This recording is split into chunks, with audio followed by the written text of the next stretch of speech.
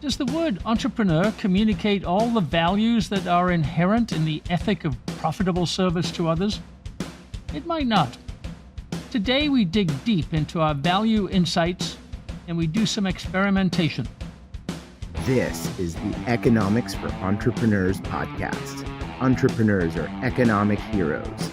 They improve others' lives with preferred products and services, innovation, and value. We offer you the knowledge and tools to make your entrepreneurial journey a successful one by building a beautiful business. Now, here's your host, Hunter Hastings. Hi, Hunter Hastings here. Entrepreneurship is the new strategy. We understand so much more today about value and how it's created. We understand that value is created by customers, that it's an experience, and that it takes deep human understanding and empathy on the part of producers to sense the intensely personal and individual experiences customers seek. Producers learn how to fit into customers' lives, how to contribute to them, how to make lives feel better. We understand that producers can facilitate this experience of value on the part of customers, although they don't create it. Facilitation takes on two parts. The first is design and production. Once the producer has developed a deep sense of the customer's experience, they enter into the design phase and the assembly of resources to create a system for delivery of those resources to the customer so that the customer can integrate them into their personal usage process and their personal ecosystem and use them to create value for themselves. The customer subjectively judges this level of integration and the quality of value. There's a second stage, and that is the interaction between the producer and the customer. This interaction is what we call service, as opposed to production.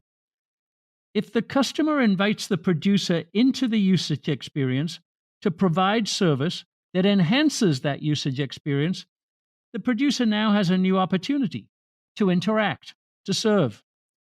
The better the producer understands the customer, the more they can influence the experience of value, and the more they will be welcomed by the customer. The customer is opened up by accepting service, a part of the value experience that was previously closed off to the producer. Let's say, for example, that you are a producer of cooking ingredients. You've assembled resources from all over the world and packaged them up for customers to buy. You're facilitating the customer's subjective value experience of creative cooking and the enjoyable family occasion of dining or time spent with friends. If you are able to add service, then new opportunities for interaction arise. The customer invites you into the usage process, into their kitchen, perhaps by accessing your website and looking for cooking instructions or tips on new food combinations. If you have great service provision through this channel, you are interacting at a new, higher level. Can the service be live? Can you offer the best Q&A on the internet for cooking help? A tall order, but an interesting service challenge. Can you develop a reputation as the go-to provider of advice, tips, and creative ideas? Will the customer feel good about coming back to you again and again for these supplementary services? If they do, you've ascended to a new level of value facilitation. You've done the truly hard work of assembling and delivering resources to the customer and added a service layer. You're in the customer's kitchen. You're invited into the usage process. You make the experience better. That was hard work, a challenging task, but you did it. And your customer and their family all feel better for it. You've made the world a better place, one family dinner at a time. Does the word entrepreneur capture all that? We decided to experiment with some new language. The entrepreneur as service warrior. I've just described the service part. The warrior part is the determination to take on any challenge, climb over any barrier, to serve the customer when and where they request it. Perhaps the word warrior sounds too warlike, and we're progressing our own principles of eschewing military metaphors. But the goal is to generate discussion. The format for this week is a bit different. My friend and co-author of 5 books, Jeff Saperstein, is interviewing me on the subject of service warriors. See what you think. Jeff, welcome to Economics for Entrepreneurs. Thank you. It's wonderful to be with you, Hunter. Well, we're going to play reversed roles a little bit today. You're going to start off with some of the questions that we're going to discuss, and we'll take it from there.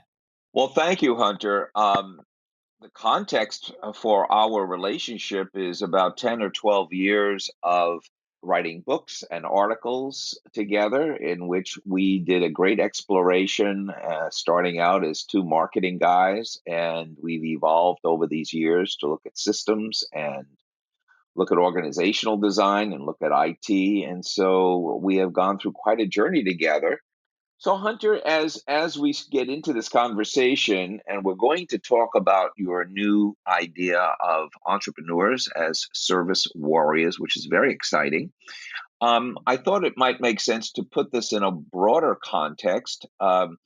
One is that you have had a great ability to model complexity into understandable, comprehensive, and yet simple models that enable people to understand something visually. And so I'd like to ask you to talk a little bit about your approach to modeling and then how it works with this service warriors idea. And the other is that along with modeling, you have had an uncanny ability to let go of the past and be able to see the future. And in order to be a futurist, you have to kind of dispel some of the truisms that we're enthralled by.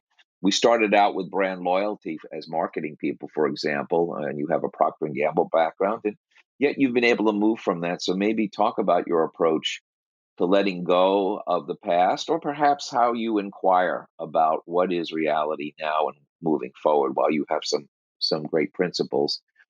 And lastly, since we're talking about entrepreneurs, people have a very narrow view of what an entrepreneur is, and I know that we've developed a very broad view, and perhaps we could finish with you connecting this to our last book, The Interconnected Individuals, in which we really talk about the great opportunities that platforms, apps, and global exchanges, along with AI, represent. So let's just get started, Hunter, with your approach to modeling and how you see that. Good. Well, thank you, Jeff. That's a kind introduction. Too kind, I think. The word models is a bit challenging and problematic. It makes people think of maybe vast mathematical models in economics and huge spreadsheets and algorithms and things like that. And we're not quite dealing with that level of modeling. In fact, we don't quite believe in it at Economics for Entrepreneurs because it tries to predict the future, and we're not in the business of predicting the future. What we are in the business of doing, and what I've been trying to do with the kind of visual models that I create, is to help people not just understand complex ideas, but to get some assistance in how to implement them. So the economists talk a lot about knowing what to do, and that's hard enough, but you make your choices, you take your data and you decide what to do. But what's far more important is knowing how to do what it is you've chosen to do. Sometimes that's called tacit knowledge. The how-to knowledge is better than the knowing what knowledge. And so in the models that I've developed, they're really tools that assist people in the how part, how to do something. So they might be a process map, which at least puts the right things in the right order and builds in the feedback loop, so you're constantly getting the feedback from the marketplace. That's one kind of tool, to know what the process is and how to follow it. Another one is just a simple checklist, which is completeness of understanding, that you've checked all the boxes, you've done all the things that you're supposed to do, you haven't missed anything out, and the complexity at least becomes completeness. Some of them are methods. They're descriptions of knowing what to do. So we talk a lot about entrepreneurial empathy. That's how you get an understanding of what customers or consumers' needs are. But we have a process for empathy. We call it the in-depth interview, how to ask questions, how to get people to respond emotionally. So we've described methods in our tools. And the one you and I built for a book, The Interconnected Individual, was the individual economy, uh, which was a visualization of how one individual, through augmentation and interconnectivity and the global platforms that you recognize, global exchanges, uh, could build an economy around their own specialization and their own initiative. So really, what we're trying to do is help people to implement by knowing how to implement and having some model, to use that word, to follow. That's the goal. Thank you. That's a great explanation. Hunter, you recently posted a fascinating piece on the I4J email string, being the Innovation for Jobs Alliance of entrepreneurs and thought leaders who are thinking about how to build a people-centered economy when so many seem to be thinking about job destruction in a machine and AI-centered economy that does away with people. You helped us all think about entrepreneurs in a new way as service warriors. This is a fascinating concept, Hunter. Can you tell us about your thinking about service warriors and what that means to you? What I was trying to do there was help young people, especially, or help anybody who's thinking about getting into entrepreneurship, think a little deeper about what it's all about. We have this word entrepreneurship. It's a strange word. It's an old-fashioned kind of a word, and I'd love to find another one, but we haven't yet. So we created this different image of service warriors, which I was trying to capture something that would inspire young people to go into entrepreneurship. And I don't know whether it's capable of doing that, but it's around this ethic of service, that entrepreneurs make life better for other people, and therefore they make the world better. And service is the first step, and it's service in an economic sense. And if I serve you in the economy, it's good for me because you'll pay for my service, you'll come back, you'll recommend me to other people. And there's a signal that the market approves of your service, the quality of your service, which is profit. And we should think of profit as the positive social signal that we're giving good service. And I was digging into some philosophy the other day, and I found that this is a big discussion point, which is being selfish and being selfless, and that you have to do both in service. You have to be selfish because you're the entrepreneur. You're trying to get it right. You're trying to win the order. You're trying to get the customer to buy. But the only way you can do that is by being selfless, by understanding somebody else's needs and creating something that they determine whether they'll buy it or not. So service is being selfless and selfish at the same time. So maybe that'll help people capture that idea. Mm-hmm. And then the E was for empathy. We talk a lot on my podcast about empathy, which is the entrepreneur's greatest tool. To understand somebody else's needs, you got to empathize with them. You got to know what's inside their head. You got to think about how they feel, and that's subjective. It's idiosyncratic. I remember you and I used to talk with Jim Sporer, our mentor at IBM, a lot about this because we were debating whether AI and machines could provide service, and mechanically they can, but we don't think that they can develop the empathy. Although Jim was a little bit more optimistic that they can, but I don't know whether you remember those conversations. But certainly at this point in time, empathy is reserved for humans. And then the R in service, so we're at SER, is resourcefulness. We call upon entrepreneurs in the role they play in society to either develop or assemble the resources that are required to deliver the service. And to do that, they've got to be imaginative. They've got to be good implementers. They've also got to persuade others to join them in their active service. So they need financing, they need suppliers, they need partners, they need vendors, and so on. So an assembler of scarce resources has to convince others that this is the best way to use their resources to contribute to the entrepreneur's cause. So self-reliant, resourceful entrepreneurs have to convince others that they're good people and worth supporting. Then, in pursuing this acronym, V in service is about value. And again, people who listen to the podcast understand the whole idea of value. It's in the customer's mind. It's a feeling. It's an experience that they have. And we're trying to advance the science here a little bit that firms can't create value because it's customers who create value. And so firms have to facilitate value. They have to understand how the customer will get satisfaction and then make that possible. So they're not a deliverer of value, they're a facilitator of value.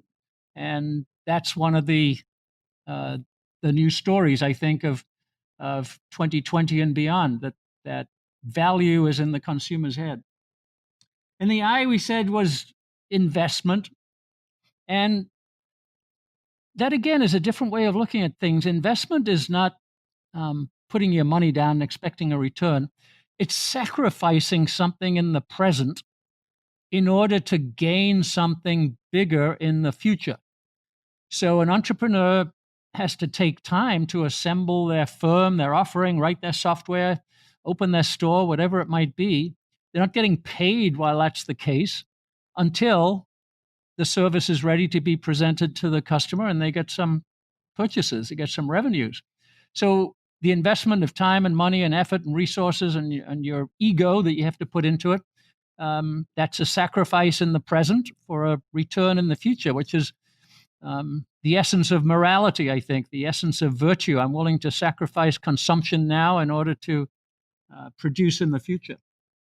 Hunter, one thing that fascinates me as I look at this, as your explanation, which is very clear and is very consistent with what you've always really believed, this idea of resourcefulness, value, and investment. One of the things that I think you've uniquely brought to this idea is looking at what Stephen Johnson in Where Ideas Come From, if anybody's interested in reading that book, calls adjacent possibilities, meaning that technology changes, and technology is very broad, not just software, but all applications and all ways of either producing something or a new idea comes along that enables many other things to happen. And the ability for using technology, which we focused on with AI, apps, platforms, and global exchanges, for example, those are all adjacent possibilities that really extends this idea of resourcefulness, value, and investment from not just doing what we've always done, but looking how to do something better using technology in some innovative way that creates value. Can you talk about that aspect of how opportunity is now exponentially greater if we are aware of what those adjacent possibilities are? Right. That's a great observation, Jeff. That in economics we talk about assembling resources, and that's really phraseology from way back, where the resources were primarily physical, and it's not just assembling resources but reassembling them. So matter is neither created nor destroyed; it's always been there. You just reassemble it in different ways. So you build a factory out of materials that you always had, but it's new and it's different, and the assembly line is different, and so on. One thing that's changed slightly in the current economy is that bits, the things that you write in software and assemble digitally, can be created in that sense. You can create things new. So you can combine the assembly of materials and virtual materials, and you can put that together in new ways that, as Johnson says, are adjacent. You were close before. You were you moved into adjacent area, a different area of the map, if you like. You said something memorable when we were talking earlier, which is that it's the difference between remote and virtual. If you're working remotely, you're distancing yourself from the central headquarters, and that's one condition. But now, in an adjacent innovation, we're working virtually. There is no central headquarters, and so the adjacency, virtual working, is totally different from the place you started, which is remote working. So yeah, it's advancing one step at a time. It's going in one step. And the interesting thing about the way we look at that, which is slightly different than Johnson's way of looking at it, is it's the consumer or the customer that starts that. And they start it because they're dissatisfied. So taking our analogy here of remote working, you might say, well, people are dissatisfied with going to the office and being told what to do and hanging out in meetings and that kind of thing. They had different ways of saying that, but some entrepreneurs got to empathically glean that, and then somehow remote working evolves, and that's an adjacency to the central headquarters. So we always emphasize it's the consumer or the customer who starts this process by being dissatisfied. And we've got to understand that through empathy. So yeah, I agree with Stephen Johnson about adjacencies, but the energy comes from the customer. Great. Well, I interrupted you, Hunter, so please continue on your model. No, not at all. It's we'll trudge through the last couple of letters, which are collaborativeness. This is one of the things that disappoints me most about how people look at capitalism somehow as exploitative, or they think of the word competition as a fight, as winners and losers, as red in tooth and claw, and that's 100% wrong. This whole idea of entrepreneurship is collaborative. It's people working together to think up new ideas, to improve the previous one, to get to the next adjacency. And you can only do that as a society if you're collaborative. Now, yes, there's rivalrous competition.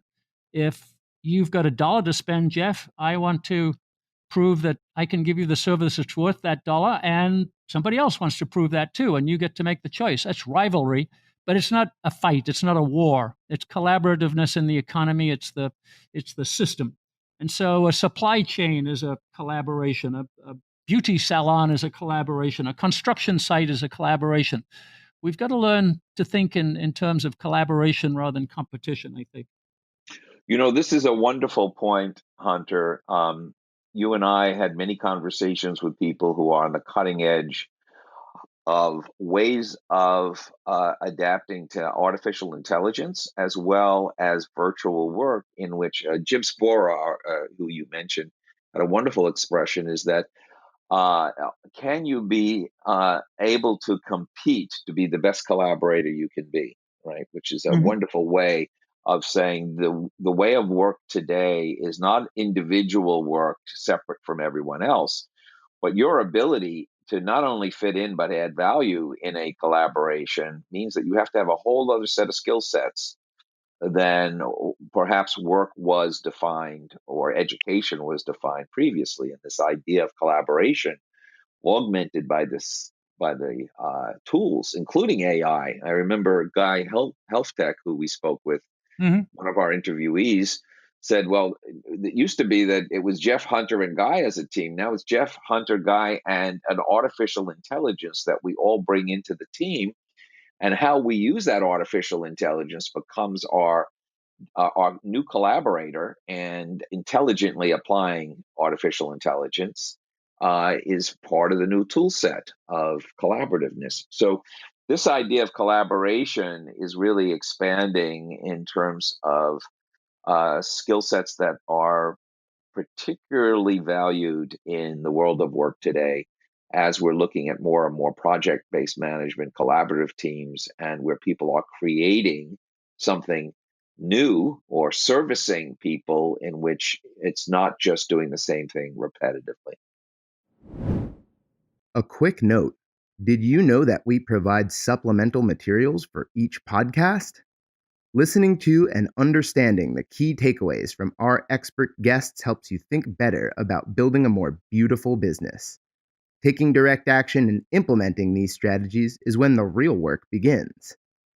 Take a concrete, immediate step to implementing a better business model today by downloading the show notes and business tool we've created for this episode. Visit Mises.org/E4EPod. That's MISES.org/E, the number 4EPOD, and click on today's episode. Now, back to our interview. Right. And there's an important element there that I think sometimes people who fear artificial intelligence and fear technology lose. We said, you and I said in our book, The Interconnected Individual, Jeff, that certainly you've got to self-assess how you fit in. How can I work in that team that includes Jeff and Hunter and the artificial intelligence? I've got to fit in.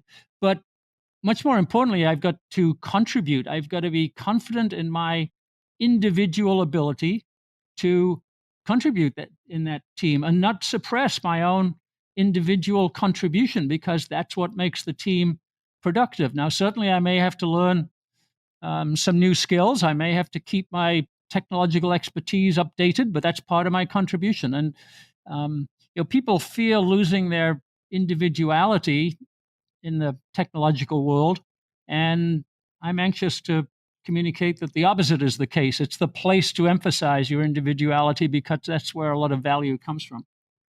I think you're right on. And I think that our colleague from used to be at Cisco, now Google, Dart Lindsley, it's a wonderful expression. You have to determine what you want your job to do for you and find those situations where your job is fulfilling what are your proclivities and what you do best. And therefore, you can be a better contributor to the team by knowing what it is that you are there, or the reason you're there, and to be able to be fully engaged, whole, and alive rather than disengaged.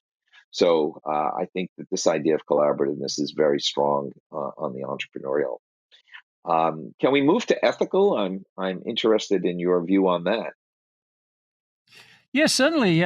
Wrapping up our SERVICE analogy here, a metaphor, I believe, and we believe very strongly in economics, that the entrepreneur's role is entirely ethical, and that's one of the issues that we get today in some of the anti-capitalist sentiment. And it's easy to understand. If an entrepreneur is not ethical, she or he will fail, because no one's going to buy from them, no one's going to collaborate with them, no one's going to join their team, no one's going to keep them in their supply chain.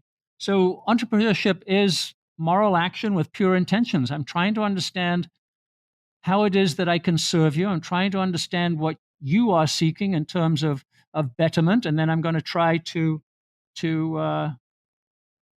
succeed in delivering that in an ethical fashion. And so, the whole idea of exploitation of the the big Jeff Bezoses of this world having so much money that they've exploited consumers and they've ripped them off is entirely wrong. And at the more important level that we're thinking about, the everyday entrepreneur, the business owner, the software writer, the online store owner, the consultant, and so on, you've got to have the approval of your peers and your collaborators and your markets. And it doesn't make any commercial sense to be unethical. And anyway, the underlying morality of it is all ethics. And one of the simple ways of thinking about that is just thinking long term. So yes, short term, you might be able to do something that's a little bit shady, but you'll quickly get found out. Long term, you're going to have no partners, no market, no success whatsoever. And morality is just long term thinking. So we're really eager to find ways to communicate this idea that entrepreneurship is the ethical approach to doing business. Well, I think here again, Hunter, you really are ahead of the curve in redefining ethics. And since you brought up Amazon,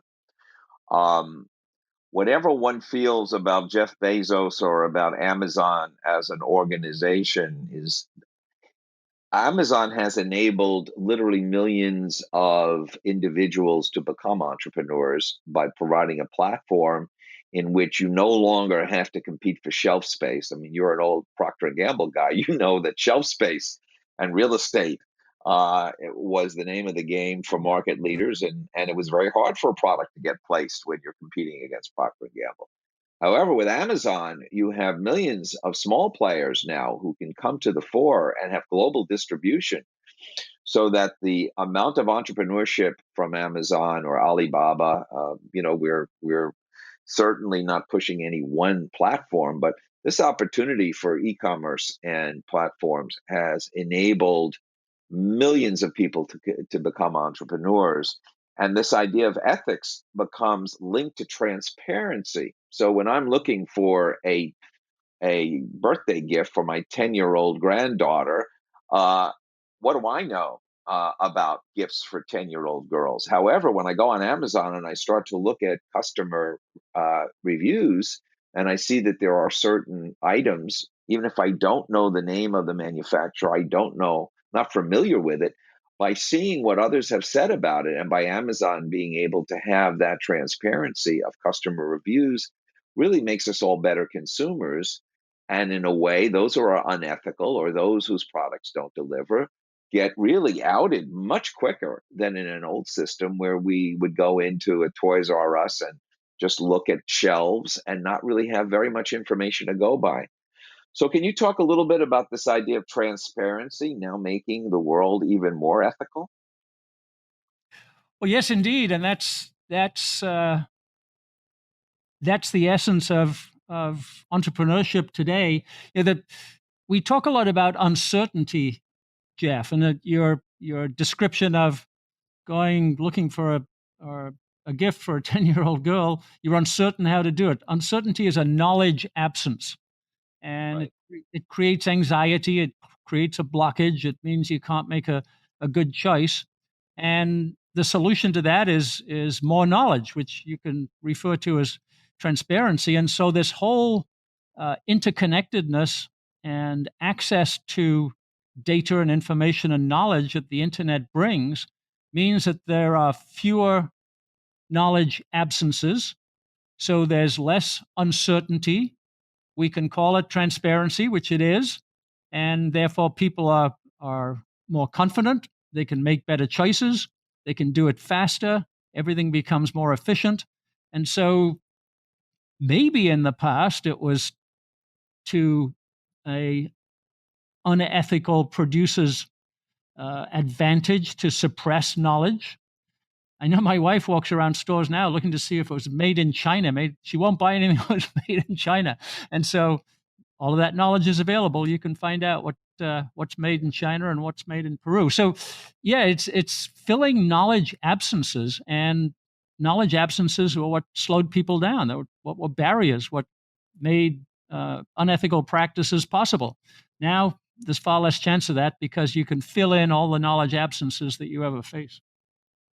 Well, Hunter, you and I are unabashed optimists, and we like to see the positive side of things. So let me take what you just said, and I'd like to hear your reaction to this. It's not only filtering out the bad apples, but think about somebody who has a great idea, wants to do all the things in your service model, and is a small business person who now gets to put their product or service online and gets the market to start to experiencing it. And the market actually becomes the best sales force for this individual. And products start to either skyrocket because they're getting the confidence and people are telling how happy they are and sharing it with the world, which I know is something that you think is a great idea. And so it's a great opportunity enhancer to have this transparency in terms of allowing new players to come to the market and actually, by their reputation of fulfilling customer satisfaction and exceeding expectations, their businesses thrive. Well, that's right. We talk all the time about uniqueness. So the goal for any firm, for any brand, for any individual entrepreneurs to achieve some level of uniqueness. So there are two parts to that. There's your unique customer base. You've got to choose your customers. Who am I going to serve? And that's a very important choice, because you're going to leave some people out. If you choose this group, you're not going to be right for this other group. So you choose your customers, and then you try to understand them more deeply than anybody else does. That's an element of uniqueness. And then you constantly try to improve and hone and polish and make better your service offering, so that becomes unique. And the optimistic view, as you put it, Jeff, is that we all are unique.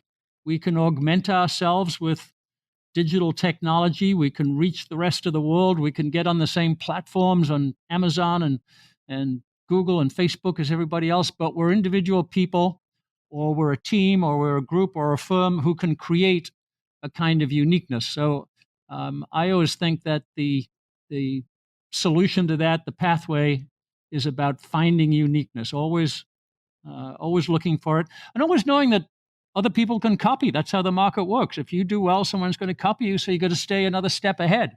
And that's energy, and it's intuition, and it's always moving forward. But uniqueness is the key. Well, Hunter, as I'm intrigued not only with uniqueness, but with moving forward. And I think you've exemplified that. And there's a phrase that you and I were talking about that I'd like to hear you expand upon, which is being able to let go of the past in order to be able to create the future. And I like that very much, because indeed that's an entrepreneurial mindset. But it's very hard to let go of the past, because there's a certain amount of comfort and certainty. And for example, you were a Procter and Gamble man. You knew the Procter and Gamble system. You developed your career based on a certain, let's call it a linear path that was predictable in terms of brand management and P&G system. And yet you were extraordinary and certainly each of the books that we wrote were not copies of what we had done before. We ventured into areas that we didn't know and we wanted to learn about, which I think was one of the things that was a great attribute of our collaboration. And your ability to listen, to have your antenna up, see what the trends are, and to be able to let go of the past is an extraordinary characteristic. And I wonder if you could talk a little bit about that, because you've worked with so many people and you're now a champion of entrepreneurs. And in a way, entrepreneurs are creating the future, but we all have legacies and we all have ways of thinking that perhaps hinder us. So how do you approach this whole idea of letting go of the past so that you can create the future? Yeah, it's a fascinating question. One of my literary heroes is Peter Drucker, who you'll be familiar with. Long gone now, but he was still one of the most relevant management writers, and he talked about the balance between continuity and change. Right. And that there's a sweet spot that you've got to find where you're if you get the opportunity for continuity, you've also got to continually change. So to take your Procter and Gamble analogy, I worked on Tide, which is one of the great detergent brands. It's lasted over 100 years. I'm not sure it'll last another 100 years, but boy, it has changed tremendously in the time that Procter and Gamble has been marketing it, from a powder to an augmented powder with new ingredients, and then they became a liquid, and then they put it in these special pods that are specially attuned to super modern washing machines and so on like that. They understood continuity. They said that Tide was always the wash day miracle, but that miracle is going to be different every day depending on what the technology is. So you got to balance continuity and change, and always be pursuing change.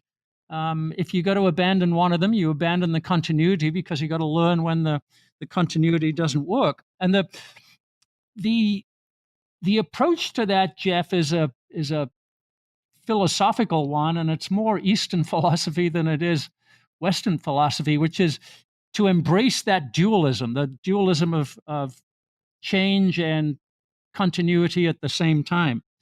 And another business writer, David Hurst, talks about that as the organic metaphor instead of the engineering metaphor. So the way we're taught business in business schools these days tends to be engineering. It's a machine, it's numbers. You got to fine tune the machine and hit your numbers, and it's all objectively judged about that.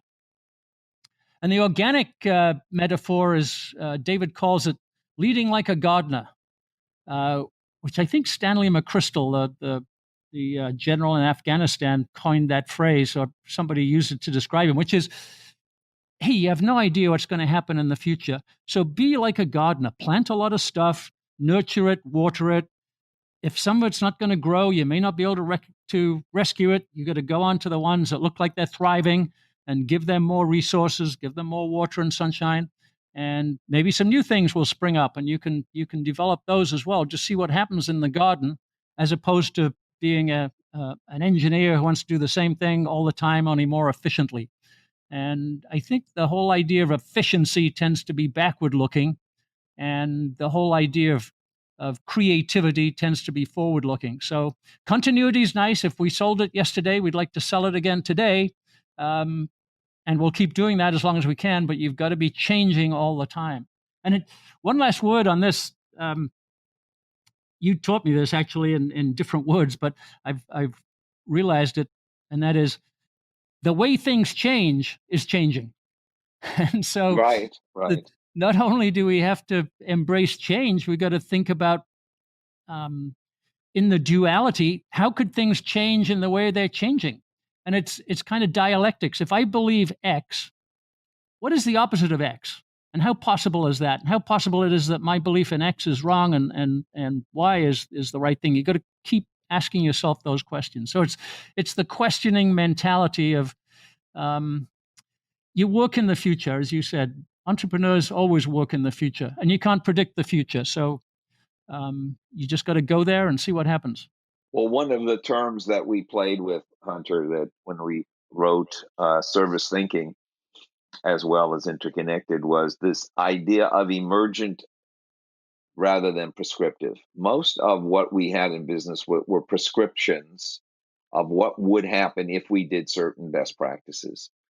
Now you have been really a proponent of emergence, of keeping your eye on the ball and being able to pivot, be flexible, having principles, and yet emergent rather than prescriptive is something that we dealt with both in service thinking and in interconnected individual.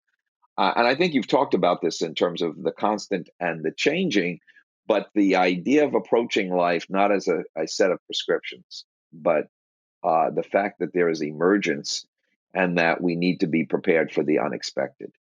Yeah, one of my great ambitions, Jeff, is to figure out how to market the concept of spontaneous order to Yes. a broad public. It's an old idea. Adam Smith talked about it in The Wealth of Nations. He called it the invisible hand, which is you don't know how these things are going to emerge in a complex system, and the thing that makes it complex is human beings who are subjective and idiosyncratic, as we said. And so it's an old idea. F.A. Hayek, one of our heroes of Austrian economics, developed it very strongly. It's because of individualism and individuals interacting together. You can't predict that. And so results are going to emerge. That's emergence, as you mentioned, and it's part of spontaneous order. And in our book, Jeff, in the Interconnected Individual, we talked about the technologies of spontaneous order. So we thought about augmentation. So those individuals can now be augmented, whether it's by artificial intelligence or other kinds of technology that they can use. So they're even more full of possibilities and even less capable of being predicted. And then we talked about disintermediation, which is I don't need a research company to do research. I can do it myself directly. I don't need to build a storefront and have people staffing my store. I can do it directly on Amazon. I don't need a banker. I can go straight to somebody who's going to lend me money. So this whole idea of intermediation creates a new complex system without without intermediators. And then the whole idea of platform technology that connects the world. So I can get my mugs made in China and sold on Amazon and distribute them anywhere in the world. I was on an email correspondence this morning with one of my the companies in our venture capital group, and it was somebody from Russia complaining that they couldn't get delivery directly to Russia. We had to go in and tweak the system so we could get delivery to Russia. And so that's emergence. I didn't expect a customer from Russia, and those kinds of things are always going to happen. So we've got to be ready for spontaneous order, which means that yes, we act, we use all the transparency we can, we try to understand what's going to happen in the future, but we can't. And so we've got to respond to the new conditions that emerge and be delighted that they emerge and jump on them in the way that's most appropriate. So you're one of the great communicators, Jeff. If you can help us market spontaneous order in a fashionable way, that would be very helpful. Thank you. We certainly tried with Interconnected Individual, which was a wonderful project. You were talking about Tide as kind of that brand that was able to change. One of the things that's fascinating to me, Hunter, is when you look at Zoom, which I was using in the university system because the State University of California had picked up Zoom, and it had been moderately successful before the COVID-19 pandemic hit. And they went from 10 million users to 200 million users almost overnight. And they, as a system, were phenomenal in responding to the fact that they needed to improve security because people were doing Zoom busting and things like that. And their ability to pivot and to take be a platform that became ubiquitous and answered the problem, and that they were able to make these changes and enhancements and teach everybody how to use it virtually with classrooms is an extraordinary example of exactly what you're talking about. And they were not a large company, right? This was not something that was a behemoth. This was a group that very much like the Skype people 20 years ago, where, some Estonian programmers who were in their early 20s developed something that enabled free calling, and it just took off. But there is this phenomenon of opportunities that very, very creative entrepreneurs are able to emerge and really create systems for us that enable us to survive and thrive, isn't it? Yeah, and a lot of it's because of the speed of feedback loops now, Jeff, I think. So with the digital infrastructure, the folks at Zoom know instantly what's working and what's not working and what customers are dissatisfied with. You don't have to wait to get that feedback. I think it's another element of what you referred to as transparency. And they're challenged to react, obviously. They've got to respond and ideally get ahead of it in some way, which the Zoom people seem to be able to do. So I think the fashionable word now is agile. Yes. But it's reacting to feedback from the marketplace, and happily that feedback is rapid and it's digital, so you can analyze it and you can make patterns out of it and you can figure out what to do next. So you're right. It's a great world where the things that are changing in new ways. Well, I know that we're going to have to conclude, so allow me to embarrass you, Hunter, by talking about you as having what I'll call a largesse of spirit, of generosity. You are dedicated to the success of entrepreneurs, not just for your success, but for their success. When we were teaching at Hult, you were dedicated to your students. But you have in you a motivation of largesse of spirit, similar to Drucker, in that wanting systems and capabilities and profit to be on behalf of the common good. And you've also championed individuals, not only as a venture capitalist, but being an advisor and certainly contributing on listservs and things such as that. So maybe one thing I could ask you to talk about is your own personal philosophy about what I'll call this largesse of spirit, the desire to be of service to people, helping others to succeed and getting pure joy from that. Tell me a little bit about Hunter Hastings' philosophy of life on this point. Well, you're very generous and you're embarrassing me a little bit, but I'll attempt to do that. It comes from my upbringing, I think, which was a very traditional one in a working class household in England. But there was a great sense of progressing. So just like you, our parents worked hard. Sometimes it was a difficult life, but they wanted their kids to be able to do better and go on to greater things through education and the new opportunities that there were in the job marketplace. So you get that idea from your parents, I think, that you can help other people to do better. And then also, when I was growing up, there was a great sense of community in your neighborhood and your school. Let's see which kids can get to college, and let's see which kids do the best, and let's see if our soccer team can win the league and things like that. You grow up with that community of striving for something better. And then, as you know, my professional track was marketing, and marketing is always about helping people to do better, to buy better products, to get better results from the products or the services they buy. So I think marketing helps with the idea of helping people to do better. That's how you succeed. And then, I have a degree in economics, but I came to Austrian economics late in my life, and this concept of the entrepreneur as the engine of betterment, the person who brings progress to the marketplace. The customer decides, we call it customer sovereignty, but the entrepreneur is the one who helps the customer find what is the next best circumstance for them, the next best product, the next best service, the next best form of education, whatever it is. And, in my consulting life, I was always trying to help clients do better because that's how you succeed as a consultant. It's helping the individuals and the corporation and the teams and so on. So I think life makes you want to help other people and understand that you succeed by helping other people. So thank you for your compliment, and that's my best analysis.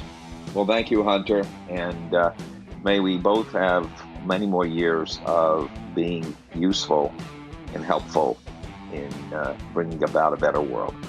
We will. Thank you, Jeff. Economics for Entrepreneurs is a production of the Mises Institute.